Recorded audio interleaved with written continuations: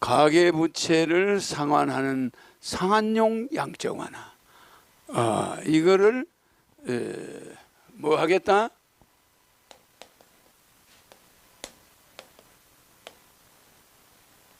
실시하겠다. 알겠죠? 대통령이 전격적으로 실시하겠다. 뭐 실천하겠다. 뭐 같은 말이에요. 그러니까 이 양적 완화는 양적 완화인데 일본이 아베가 한 양적 완화는 뭐라고 그랬죠?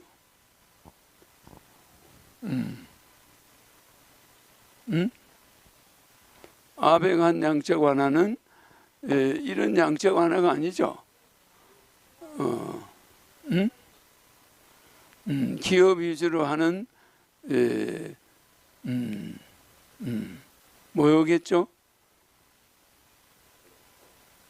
일본의 아베노믹스는 양적 완화는 양적 완화인데 이렇게 가계 부채 상환용 이 트리클 업에 아니죠?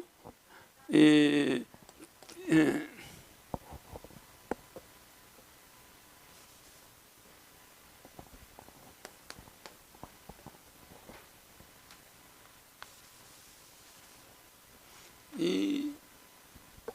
사람이 한 거는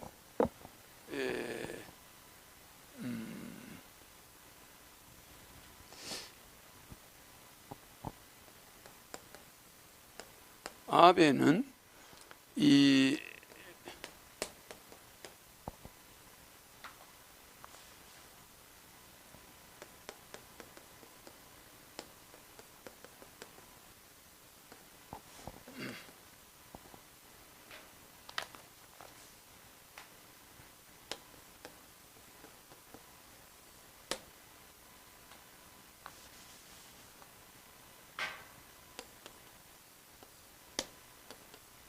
엔화 가치를 다운시키기 위해서 엔화 가치를 다운시켜서 뭐 다른 말로 한다면 엔화 가치를 하향시키기 위해서 목적 적자는 따로 써야지. 엔화 가치를 하향하기 위한 목적 양적 완화다. 알겠죠? 이 사람의 양적 완화는 엔화 가치를 하락시키기 위한 양적 완화. 무슨 알죠? 일본 돈의 가치를 완화시켜서 돈 가치가 너무 올라가 있으면 수출이 안 돼. 그러니까 일본 경제를 살려니까 엔화를 많이 찍어서 확 발행가지고 일본 화폐 가치를 다운시키는 거예요. 다운시킴으로써 수출이 잘 되는. 무슨지 알죠? 그런 전략을 쓰기 위해서 8,000조를 찍었어. 아베의 8,000조 양적 완화는 트리클 다운이었다. 응? 이 아베 그는 트리클 다운 아시죠?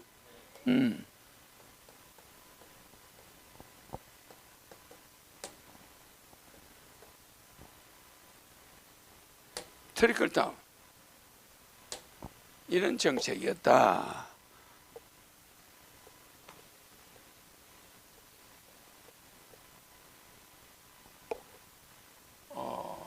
트리클 다운이었으니까 아베와 우리는 완전히 다른 양적 완화입니다. 그래서 이거를 우리가 잘 알아놔야 돼요.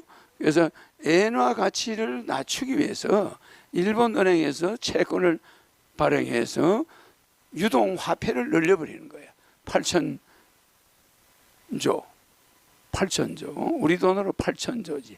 그러니까 그 8,000조를 양적 완화를 해버리니까 일본의 국가 부채는 200 현재 65%예요. 265%인데 한국의 국가 부채는 몇 프로죠?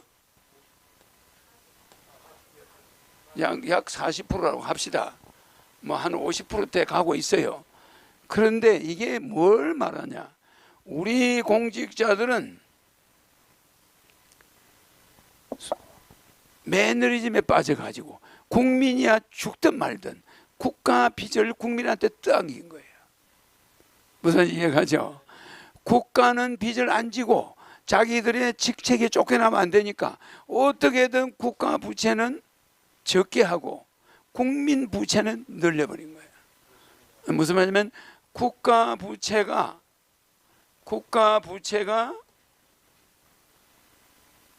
낮으면은 국민의 부채는 반비례하죠? 올라가 있는 거예요. 이런 형국을 만들어 놓은 거야. 이러니까 정치인들은 공직자들은 대우받지. 공직자들은 뭐를 정책을 쓰냐면 공직자들은 자기들 채통만 따지는 거예요. 자기들 채통치레 하기 위해서 국민은 아사직전에 가는 거예요. 아사직전으로 내몰리는 거야. 야, 우리는 빚지면 안 돼. 너희는 노다지 빚져. 이런 식이야. 이해가죠? 이 국가 부채가 이만큼 많아, 국민 부채가 많아지면 국가 부채는 그만큼 국민들한테 덮어 씌워버려서 이거를 늘려줘야 경기가 좋아져. 이거를 늘려야 경기가 좋아지는데 국가 부채가 너무 다운돼 있으면 이 국민 부채는 증가하는 거야. 아시겠죠? 그러니까 이게 잘한 것 같아? 이거는 2,000조야. 2,000조는 우리 GDP의 100%죠? 국민 가계부채는 100%인데 국가부채는 40%예요.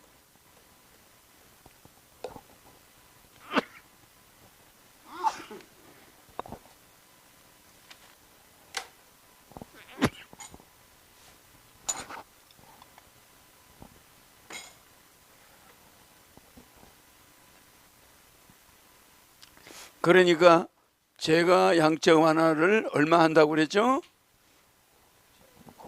1차 2,000조를 양적 완화해서 서민과 중산층한테 먼저 주죠. 중산층이 2,000조가 들어가. 그 다음 두 번째 양적 완화 2,000조는 그 다음에 가서 해요. 그래서 1차는 대통령 취임과 동시에 첫날 결제를 해. 첫 번째 결제죠. 첫 번째 결제 사항이 2,000조 채권 발행, 바로 내일부터 집행. 그러니까 신속히 진행되는 거예요. 발행과 동시에 한국은행으로 가서 각 시중은행에 현금으로 풀려버려요. 여러분 받는 거 빠르죠? 대통령 되면은 취임하자마자 그날부터 결제가 들어가서 팍팍 진행이 되는 거예요. 알겠죠? 그 식구가 5명 이게 뭐예요, 이거 공개죠. 저쪽으로 봐요. 이게 제 책이나. 그러니까 취임과 동시에 여러분들한테 18세 이상이 5명 있는 사람은 5억, 2명 부부만 있으면 2억, 18세 이상 애 서희 있으면 5억이 나오죠? 그리고 애 둘이 있는 사람은 4억. 맞죠? 그러면 그것은 일단 여러분이 바꿔보는 거예요. 근데 여러분들이 이런 실리를 모르고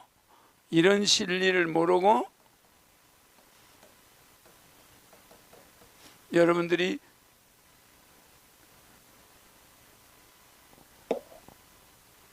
또 여러분들이 손가락 하나 잘못 늘려서 경상도다, 호남이다, 진보다, 뭐 보수다 이런 식으로 하면은 우리나라 여러분들의 어려움은 앞으로 가중되겠죠?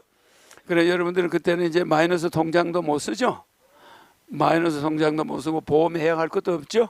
그 여러분들은 코너에 몰려서 이제 막 많은 사람들이 자기 혼자만 빚지면 좋은데 뭐 이모 고모 다 연관이 있어. 삼촌 뭐 조카 돈 다 연루가 돼가지고 집에 못 들어가. 집에 들어가면 빚쟁이 와서 앉아있고 전화도 못 받아. 전화 받으면 돈 내놔라고. 도망갈 곳이 없어. 이런 사람 이런 걸 당하면서도 여러분들은 복수심에 불타가지고 지역감정. 그래가지고 그런 투표 또 할 겁니까? 여러분들은 일단 돈이 필요해. 그 돈은 얼마든지 우리는 세계 10위 경제 대국 맞죠? 세계 10위 경제 대국인데 우리는 그냥 세계 100위 국가처럼 생활해. 그죠? 그러면 이 10위 돈은 우리가 가지고 있으면 내가 생계비 국민배당금 매월 150만 원씩 주고 한 달에 600만 원 지고 18살짜리 성인 둘이만 있으면은 돈이 600 나오죠? 부부, 아버지, 어머니 300, 아들, 딸 300, 600이 나오죠?